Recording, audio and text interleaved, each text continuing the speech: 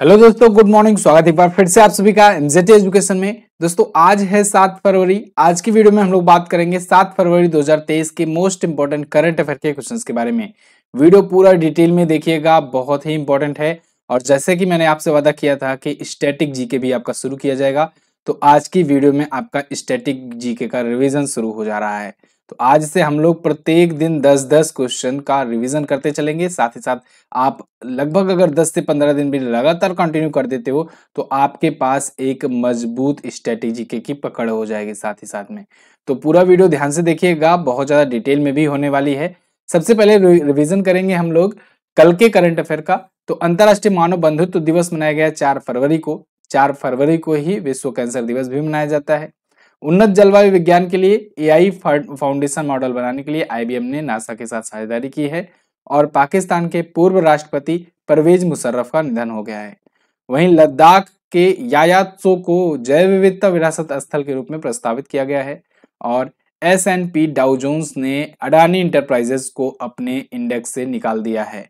इसके अलावा अभी हाल ही में नई दिल्ली में digital India mobile van launch किया गया और ये सबसे पहले आया लखनऊ में। इसके अलावा भारत दोस्तों इंटरनेशनल सीबेड अथॉरिटी के द्वारा पायनियर इन्वेस्टर के रूप में नामित किया गया है। सऊदी अरब 2027 में होने वाले फुटबॉल एशिया राष्ट्रीय कप की मेजबानी करेगा। इस बार जो हो रहा है 2023 वाला, वो कतर में हो रहा है। और अभी हाल ही में पे एज यू ड्राइव नाम की पॉलिसी शुरू की है न्यू इंडिया इंश्योरेंस ने।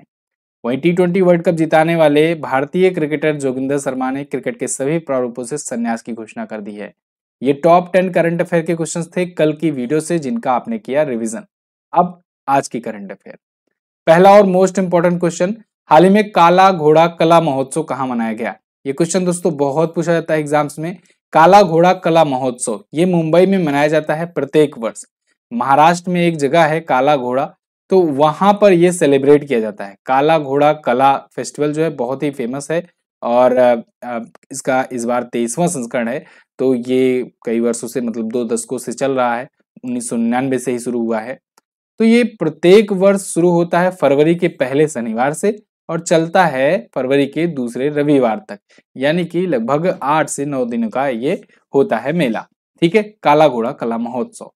तो 23वां संस्करण था, सक्सेसफुली आयोजित हुआ महाराष्ट्र के मुंबई में।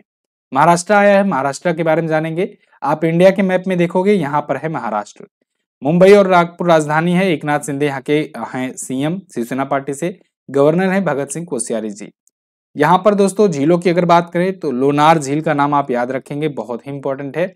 इसका रंग गुलाबी हो गया था, तो इसे पिंक लेक भी कहा जाता है, पिंक झील भी कहा जाता है।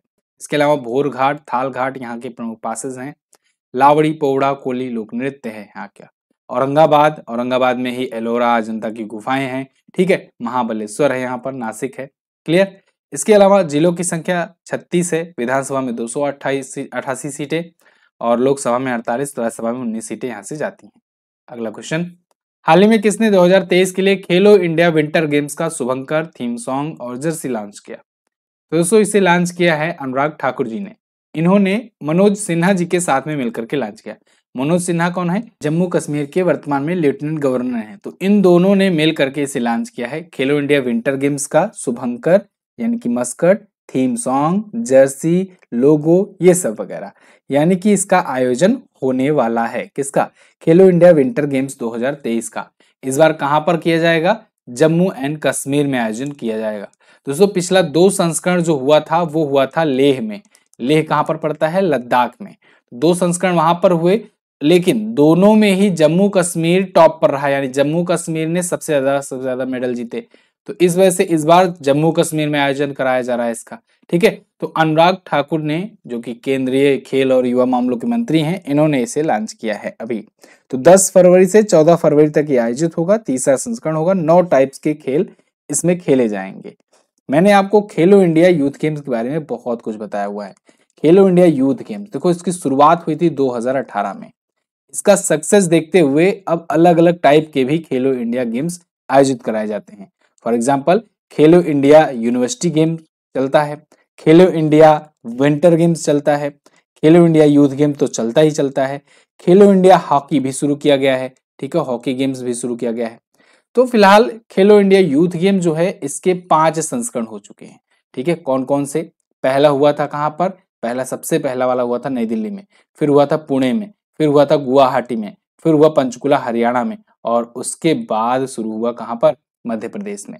अच्छा, खेलो इंडिया यूनिवर्सिटी गेम्स की बात करें तो इसका तीसरा संस्करण होना है। पहला हुआ भुवनेश्वर में, दूसरा हुआ कर्नाटक में, और तीसरा हुआ उत्तर प्रदेश में होगा मतलब। ठीक है, और खेलो इंडिया विंटर गेम्स जैसे कि मैंने आपको बताया, पहला हुआ लेह में, दूसरा हुआ लेह में, और तीसरा अब जम्मू कश्मीर में होगा। क्लियर? चलिए, और खेलो इंडिया हॉकी गेम नई दिल्ली में। तो ये सारी चीजें याद रखिएगा। वैसे तो खेलो इंडिया यूथ गेम पर पूरा अच्छे से लेक्चर लिया गया है, जो लोग पेड बैच लिए होंगे उनको पता होगा, सारा कुछ उसमें एक करके बताया गया है। चलिए आगे बढ़ते हैं। हाल ही में किस देश में 7.8 तीव्रता के भूकंप ने भीषण तबाही मचाई? तो दोस्तों कल बहुत ही दुखद खबर आई वर्ल्ड मीडिया से, दिल दहला देने वाली। तुर्की और सीरिया, इन दो देशों में ना 3 बैक टू बैक भूकंप के झटके आए, और ये ऐतिहासिक झटके थे, मतलब 7.8 मैग्नीट्यूड के, जो कि बहुत बड़ा होता है। आप ऐसे अंदाजा लगा सकते हो कि जब तक मैं ये वीडियो रिकॉर्ड कर रहा हूँ तब तक खबर आई है कि 3830 से ज्यादा लोग मर गए हैं इसकी वजह से, इस भूकंप की वजह से। पूरा का पूरा सिटी का जितना भी इंफ्रास्ट्रक्चर था सब का सब बर्बाद हो गया है। जितनी बिल्डिंग्स थी सब की सब लगभग में सब ढह गई हैं। कल तो मतलब देखकर यही लग रहा था, बताओ रसिया यूक्रेन वार क्या है इसके आगे। मतलब हाँ, बस 3 झटकों ने पूरा हिला करके रख दिया। तुर्की में 7.6, 7.8 और 6.5 इस तीव्रता के 3 भूकंप आए। दूसरा वाला जो था वो सबसे भयानक था। मौतों की संख्या 4000 से ज्यादा भी जा सकती है। अभी रेस्क्यू टीम लगी हुई है, भारत ने भी हेल्प करी हुई है, वहीं तुर्की ने हेल्प मांगी है दुनिया से। लेवल 4 का अलर्ट भी उन्होंने जारी कर दिया है। भारत ने भी अपनी टीम लगातार भेजने का वादा किया है, भेजना शुरू भी हो चुका है। मेडिकल टीम भी जा रही है, मेडिकल इक्विपमेंट भी जा रहे हैं, रेस्क्यू टीम भी जा रही है, अपना एनडीआरएफ की टीम जा रही है यहाँ से, ठीक है, हेल्प करने के लिए।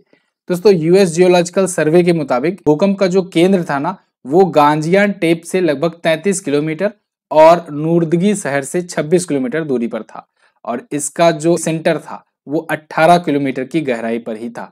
देखो एक्चुअली में भूकंप जब आता है ना तो भूकंप हमें महसूस तो होता है पृथ्वी पर, धरती के ऊपर, लेकिन उसका जो फोकस होता है, जो केंद्र होता है ना, वो उसके जहां पर, जिस जगह पर, जैसे मान लो इस जगह पर हमें सबसे ज्यादा महसूस हुआ झटका, तो इस जगह के नीचे यहीं पर कहीं पर उसका होता है फोकस, जहां पर वो भूकंप होता है, केंद्र बिंदु जो होता है उसे कहते हैं फोकस। अब इस फोकस से जस्ट ऊपर जहां पर सबसे ज्यादा महसूस किया जाता है इसे बोलते हैं एपीसेंटर। ठीक है, तो एपी सेंटर की यहाँ पर बात की गई है ये, और केंद्र बताया गया है, मतलब गहराई जो है ये 18 किलोमीटर पर था। ये 18 किलोमीटर अंदर इसका फोकस था। क्लियर? तो एपी सेंटर यहाँ पर होता है। और किससे मापते हैं हम लोग? रिएक्टर स्केल से। ओके, अब चलिए देखते हैं वर्ल्ड मैप में तुर्की और सीरिया है कहाँ पर। वर्ल्ड मैप में आप देखोगे दोस्तों तो ये रहा अपना प्यारा भारत। यहाँ से आपको आना है तुर्की के लिए इस साइड में, ये देखो, ये है ना इराक के बाद इधर देखोगे तो अब सीरिया मिलेगा, सीरिया के ऊपर जस्ट तुर्की। तुर्की को कहते हैं कि ये एक यूरेशिया महाद्वीप में है, मतलब इसका आधा पार्ट जो है वो पड़ता है एशिया में और आधा पार्ट पड़ता है यूरोप में। तो तुर्की हुआ और रसिया हुआ, दो ऐसे देश हैं, बिगेस्ट कंट्रीज हैं जो दो दो महाद्वीप में पड़ती हैं। फिलहाल तुर्की यहाँ पर है। ठीक है, तुर्की और सीरिया इन दोनों ही कंट्रीज में भूकंप के झटके देखने को मिले हैं, दोनों पास पास कंट्रीज हैं। सीरिया के बारे में अगर बात करें, सीरिया की कैपिटल होती है दमस्कस, और तुर्की की जो राजधानी होती है वो होती है अंकारा। तैयब एर्दोगन जो है यहाँ के प्रेसिडेंट हैं। अगला क्वेश्चन, हाल ही में किसने नेशनल हॉकी चैंपियनशिप 2023 जीता? तो इसको एक बार फिर से जीत लिया है आईटीबीपी की टीम ने। इंडो तिब्बतियन बॉर्डर पुलिस की टीम जो है ये नेशनल हॉकी चैंपियनशिप 2023 एक बार जीत ली है फिर से, और लगातार तीसरी बार इसने जीता हुआ है। और इसने इस बार लद्दाख की टीम को हराया हुआ है। लद्दाख स्काउट की टीम को हरा करके आईटीबीपी ने 3rd कंसेक्यूटिव टाइटल जीत लिया है। 12वां इस बार का एडिशन था नेशनल आइस हॉकी चैंपियनशिप का। लेह लद्दाख में आयोजन किया गया था। किसके द्वारा आयोजित किया जाता है? Ice hockey association of India के द्वारा। तो आईटीबीपी की टीम ने लद्दाख स्काउट को हरा करके जीता हुआ है।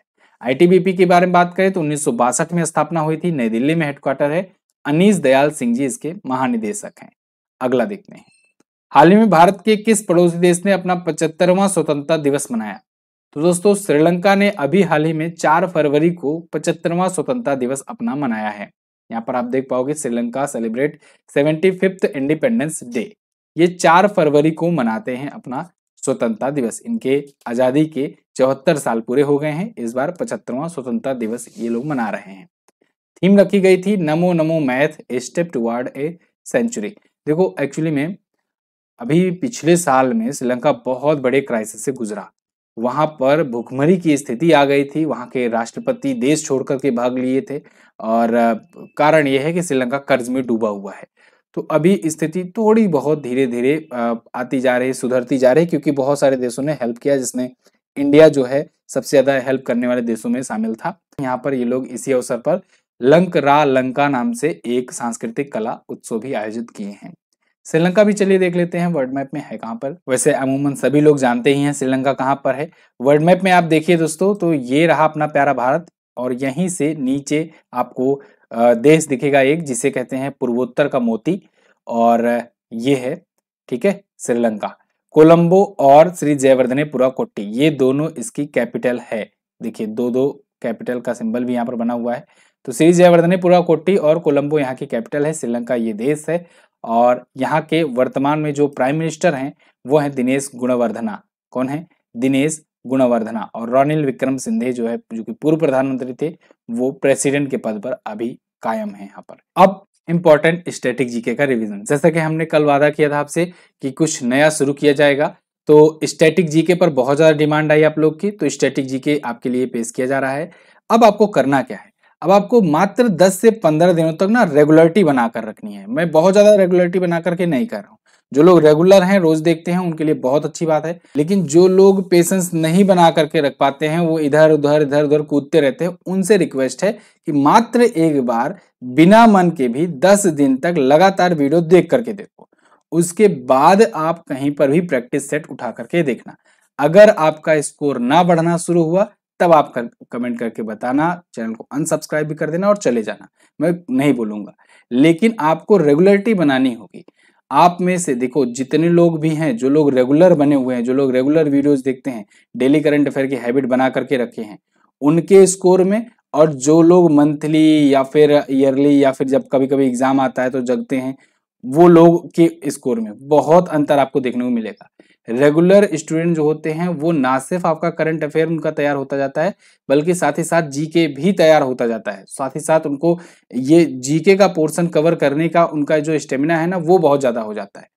उनको याद रखने की चीजों की क्षमता ज्यादा होती है। तो ये सभी अंतर होते हैं। इसीलिए मैं कहता हूं आप रेगुलरिटी बना करके रखो। अगर आप डेली करंट अफेयर केवल 20 मिनट की, 20 या 22 मिनट या कभी कभी 23-24 मिनट की हो जाती है, केवल यही आप अगर बना लिए रेगुलरिटी ना, तो आप समझ लो कि बाकी जीके जब जो पढ़ना हो तो आप एग्जाम टाइम पे पढ़ो, लेकिन डेली करंट अफेयर रोजाना देखो। आपका बहुत ही अच्छा से एक स्कोर एक बनता चला जाएगा अपने आप जीके में। ठीक है, जीके से जो लोगों का डर लगता है वो डर चला जाएगा। चलिए फिलहाल शुरू करते हैं, और आज से शुरू किया जा रहा है स्टैटिक। तो स्टैटिक आपको रेगुलरिटी इसमें बना करके रखनी है। ठीक है, अंतरराष्ट्रीय श्रम संगठन का मुख्यालय कहाँ पर है? जिनेवा, स्विट्जरलैंड में। जियोग्राफिकल इंडिकेशन टैग ये कब से दिया जाना शुरू हुआ? तो दोस्तों 1999 में इसके लिए एक्ट लाया गया था। वो एक्ट जाकर के पूरी तरीके से लागू हुआ 2003 में, और 2004 में जाकर के दार्जिलिंग की चाय को पहला जीआई टैग दिया गया। 10 सालों के लिए दिया जाता है, वैलिडिटी होती है इसकी, और 400 से अधिक प्रोडक्ट को दिया जा चुका है। प्रसिद्ध पंपास के घास के मैदान कहां पर पाए जाते हैं? अर्जेंटीना में पाए जाते हैं, दक्षिण अमेरिकी देश है। वर्ल्ड हैप्पीनेस रिपोर्ट 2022 में भारत 136वें स्थान पर रहा था। सिपकिला दर्रा भारत के हिमाचल प्रदेश राज्य में है। सिपकिला, बाड़ाराचा और रोहतांग, ये तीनों दर्रे हिमाचल प्रदेश में है। क्षेत्रफल की दृष्टि से सबसे बड़ा महाद्वीप एशिया महाद्वीप है। जनसंख्या की दृष्टि से भी है सबसे ज्यादा बड़ा महाद्वीप। तो अभी तो शुरुआत है क्वेश्चन, तो इसलिए बेसिक शुरू कर रहे हैं। धीरे धीरे महाद्वीपों से क्वेश्चंस आपको देखने को मिलेंगे आगे आने वाले दिनों में। विश्व की सबसे लंबी नदी नील नदी है, और मिस्र देश जो है उसे नील नदी का वरदान भी कहा जाता है। ठीक है, भारत का बगीचा किस शहर को कहा जाता है? बेंगलुरु को। ठीक है, और अगर पूछा जाए फूलों की डलिया किसे कहा जाता है, कमेंट बॉक्स में मुझे बताओ फूलों की डलिया किसे कहते हैं। ऐसे ही किसे क्या कहते हैं ये भी हम लोग कवर करते चलेंगे। रजत क्रांति ये किससे संबंधित है? तो सिल्वर रिवॉल्यूशन जो है अंडा के प्रोडक्शन से, अंडा के उत्पादन से संबंधित है। फलों के अध्ययन को पोमोलॉजी कहा जाता है। क्लियर। अच्छा, जो 300 क्वेश्चन अभी तक मैंने कराए थे पिछले ईयर के, उसको मैंने कल डलवा दिया है उसकी पीडीएफ टेलीग्राम पर। तो टेलीग्राम ग्रुप ज्वाइन करो और वो पीडीएफ जा करके देख लो, जो मैं यहाँ पर 10-10 रिवाइज करवाता था ना, तो उसको टेलीग्राम पर कल भेज दिया गया है। वो 300 क्वेश्चन की पीडीएफ डाउनलोड कर लो, एक बार रीडिंग लगा लो, बहुत अच्छे से सब तैयार हो जाएगा। हाल ही में डोप टेस्ट में फेल होने के कारण किस भारतीय एथलीट पर 21 महीने का बैन लगा? तो दोस्तों दीपा कर्माकर, जो कि भारत की बहुत ही फेमस जिम्नास्टिक की एक खिलाड़ी थी, इन पर 21 महीने का बैन लगा दिया गया है क्योंकि डोपिंग टेस्ट में ये फेल पाई गई हैं। इनका सैंपल लिया गया था अक्टूबर 2021 में, लेकिन वो सैंपल का रिजल्ट अभी हाल फिलहाल में आया हुआ है और जिसके अनुसार इन पर 21 महीनों का प्रतिबंध लगाया गया है। ये पाया गया कि दीपा कर्माकर जो हैं, ये हाइजेनामाइन जो है प्रोडक्ट, एक पदार्थ है होता है, इसका सेवन कर रही थी और इस वजह से इनको बैन किया गया है, क्योंकि ये जो पदार्थ है ये 2017 में ही वाडा ने बैन किया हुआ था। तो वाडा बोले तो वर्ल्ड एंटी डोपिंग एजेंसी, जैसे भारत में नाडा है वैसे वर्ल्ड लेवल पर वाडा है, ठीक है, वर्ल्ड एंटी डोपिंग एजेंसी, और नाडा का नेशनल एंटी डोपिंग एजेंसी। हालांकि 21 महीने का जो प्रतिबंध है ये 10 जुलाई 2023 को समाप्त हो जाएगा, क्योंकि 21 महीने ये जोड़े जाएंगे सैंपल जब से लिया गया था तब से, ठीक है। तो बस 2-4 महीने और है, उसके बाद इनका जो बैन है वो कंप्लीट हो जाएगा। तो भारतीय जिम्नास्ट हैं दीपा कर्माकर। अगला, लखनऊ में आयोजित छठे संघाई सहयोग संगठन SAI लीडर्स मीट की मेजबानी किसने किया?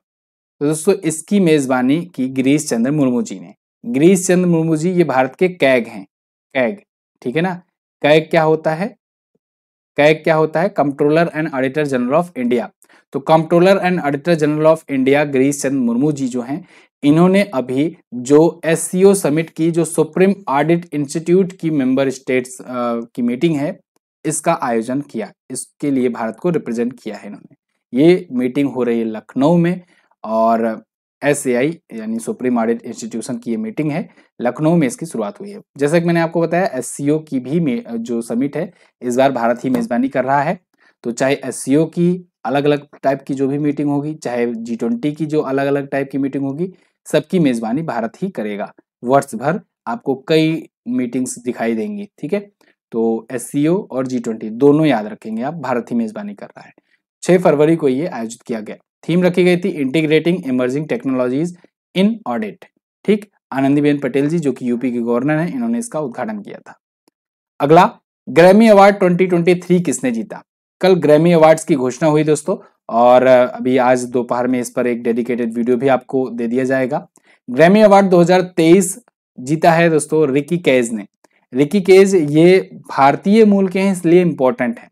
बेंगलुरु में इनका जन्म हुआ था और ये लगातार दोस्तों दूसरी बार जीते हुए हैं ग्रैमी अवार्ड, ठीक है। ग्रैमी अवार्ड जो है ये म्यूजिक इंडस्ट्री का सबसे बड़ा दुनिया का अवार्ड माना जाता है।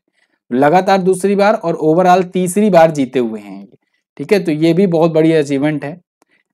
जो रिकी केज हैं, इन्होंने अपनी एल्बम डिवाइन टाइड्स के लिए जीता हुआ है। अच्छा, ये जो एल्बम है इसमें इनके साथी भी थे रॉक लेजेंड स्टीवर्ट कोपलैंड। तो इन दोनों ने मिल करके इनके साथ ये अवार्ड जीता हुआ है 65वें ग्रैमी अवार्ड्स में, क्लियर। तो लगातार दूसरा, कुल तीसरा ग्रैमी अवार्ड है इनका, बेंगलुरु के संगीतकार हैं। वैसे 65वें ग्रैमी अवार्ड्स की अगर बात करें तो USA के लॉस वेगस में आयोजित किया गया और इसमें कुछ और अवार्ड जैसे सॉन्ग ऑफ द ईयर चुना गया जस्ट लाइक दैट, जो कि बोनी राइट ने जीता। Album of the year Harry House, इसके अलावा record of the year about damn time, best new artist Samara Joy, best music video all too well और best rap song the heart part 5, ठीक है। बाकी चीजें जो हैं आज दिन में एक वीडियो बनाई जाएगी और उस वीडियो में सारी डिटेल्स के साथ और अच्छे से ये वीडियो आपके सामने पेश करूंगा। अच्छा, आगे बढ़ने से पहले मैं आपको बता दूं CHSL और CGL की जो लोग प्रिपरेशन कर रहे हो, CGL टायर 2 की और CHSL टायर 1 की, कल डेट आउट हो चुकी हैं। 2 मार्च से शुरू हो रहा है CGL टायर 2 का एग्जाम और 9 मार्च से शुरू हो रहा है CHSL का एग्जाम। ऐसे में अगर आपका GK GS का पोर्शन कमजोर है, अगर आप चाहते हो लास्ट टाइम पर बूस्टअप मिल जाए आपको, तो GK GS स्पेशल का ये सिलेक्शन वाला बैच लाया गया है और आप लोग को 50% के डिस्काउंट पर दिया जा रहा है। अभी आप जाइए इस बैच को ज्वाइन कीजिए और समझ लो कि आपको हर एक प्रकार के कंटेंट मिलेंगे जो कम से कम समय में आप तेजी से तैयार कर सकते हो, टॉपर्स बन सकते हो आप इस बैच को लेकर के। ठीक है, जीके जीएस का पोर्शन, यही सबसे ज्यादा डर होता है सबका, इसी वजह से मैंने जीके जीएस स्पेशल लॉन्च किया था। ये आपके सीएचएसएल में भी काम आएगा, एमटीएस में भी काम आएगा, और सीजीएल वालों के लिए अलग से लॉन्च किया गया है, तो टायर 2 सीजीएल में भी उनको हेल्प मिलेगी। आप अभी जाइए कूपन कोड में यूज कीजिएगा MZT50। MZT50 अगर यूज करेंगे तो आपको 50% का डिस्काउंट मिलेगा। पिछली बार का सिलेक्शन रेट बहुत ज्यादा जबरदस्त था। MZT एजुकेशन के स्टूडेंट जो हैं ऑल इंडिया रैंक 3 पाए हुए थे, आपने सबने देखा, ठीक है, तो आप लोग ज्वाइन कर सकते हैं। अच्छा, एक और जरूरी बात, कल जो बुक भेजने के लिए आपसे कहा गया था आप लोगों में से कि एड्रेस भेजने को, तो उनमें से जितने लोगों का एड्रेस आया था कल सबको कोरियर करा दिया गया है। तो आने वाले 3 से 4 दिनों में आप तक बुक्स पहुंच जाएंगी, जितने लोगों ने एड्रेस भेजा था उन सभी लोगों के पास में, ठीक है। तो कोरियर कल डन हो गया है। हाँ, कुछ लोग जो हैं वो कल शाम तक भेजे थे एड्रेस, तो देखो अब शाम तक भेजोगे एड्रेस तो फिर कैसे काम बनेगा, इसलिए मैं 2 दिन पहले से अनाउंस कर रहा था कि मंडे को 10 बजे तक के पहले पहले आप लोग एड्रेस भेज दीजिएगा, ठीक है। तो फिलहाल जितने लोगों ने भेज दिया था उसके टाइम के पहले उन सबके पास भेज दिया गया है। फेम योजना के तहत इलेक्ट्रिक वाहनों की बिक्री में शीर्ष पर कौन सा राज्य है? तो दोस्तों टॉप पर आ गया है महाराष्ट्र। इलेक्ट्रिक वाहनों की बिक्री के मामले में फेम सेकंड स्कीम जो आई थी, फेम योजना की जो दूसरा चरण था, उस स्कीम में महाराष्ट्र जो है ये टॉप किया हुआ है। महाराष्ट्र के बाद कर्नाटक, तमिलनाडु, गुजरात और राजस्थान के स्थान है इलेक्ट्रिक वाहनों की बिक्री के मामले में। एक्चुअली में फेम योजना के तहत सरकार जो है वो सब्सिडी देती है, और इस सब्सिडी का यूज करके लोग इलेक्ट्रिक व्हीकल्स खरीदते हैं। इस सब्सिडी के तहत धनराशि बताई गई है 10,000 करोड़ रुपए की। 10,000 करोड़ रुपए की सब्सिडी दी जा रही है। तो इसमें भी देखा गया कि सबसे ज्यादा कहां पर लोग इलेक्ट्रिक वाहन खरीद रहे हैं, तो महाराष्ट्र में खरीद रहे हैं। फेम योजना के बारे में अगर बात करें तो शुरुआत तो किया गया था, दूसरा इसका चरण जो है ये 1 अप्रैल 2019 से शुरुआत किया गया था, अगले 3 वर्षों के लिए ही, लेकिन इसको अब बढ़ा करके मार्च 2024 तक कर दिया गया है। फेम का फुल फॉर्म याद रखना, ये पूछा जाएगा आपसे, फेम का फुल फॉर्म क्या होता है? तो faster adoption and manufacturing of electric vehicles, ठीक।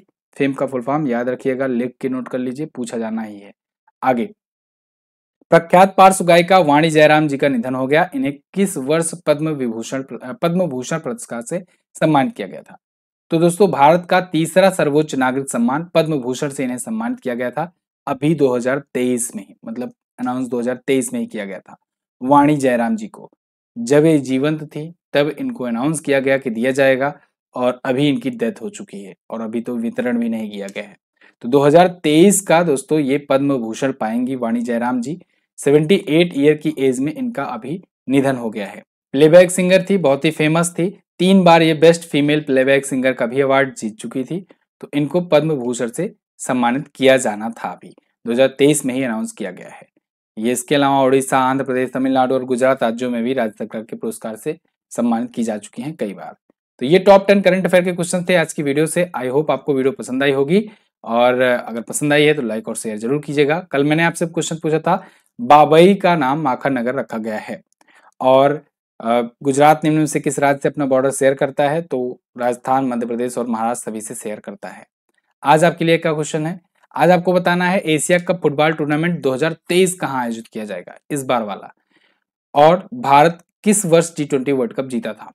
तो दोनों ही क्वेश्चंस के बारे में आप जितना भी क्वेश्चन रिलेट कर पाए, जितना भी पॉइंट बता पाए, रिवीजन करा पाए, आप जरूर लिखिएगा। इसकी क्विज PDF आपको सब मिलेगी फ्री में हमारे एप्लीकेशन MZT ऐप पर। MZT ऐप पर ही आप वीडियो कोर्सेज भी ले सकते हो, CHSL का बैच और CGL का बैच आप ज्वाइन कर सकते हो। MZT50 आपको कूपन कोड यूज करना है, जिसके बाद आपको 50% का डिस्काउंट मिल जाएगा। इसके अलावा हमारी ई बुक्स वगैरह भी आती हैं, आप उनको भी ले सकते हैं। मिलते हैं अगली वीडियो में, तब तक के लिए नमस्कार, जय हिंद, वंदे मातरम।